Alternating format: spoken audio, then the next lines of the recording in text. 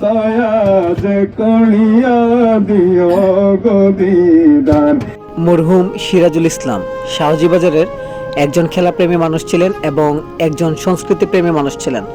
উনার স্মরণে unity foundation of রিয়াজনগরের উদ্যোগে নিঃস্বার্থ রক্তদান ও সামাজিক সংগঠন এবং এশোদের পাশে দাঁড়ায় সংগঠনের সার্বিক সহযোগিতায় আয়োজন করা হয় ইফতার উদ্দোয়া মাহফিল 2026।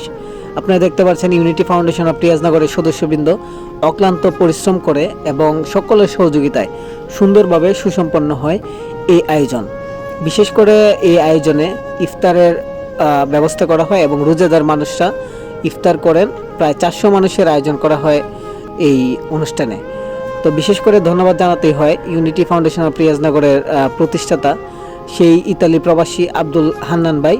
ওনার উদ্যোগে এই আয়োজনটি সুসম্পন্ন করা হয়, তাই বিশেষ করে ওনার প্রতি রইল অনেক অনেক ধন্যবাদ এবং কৃতজ্ঞতা।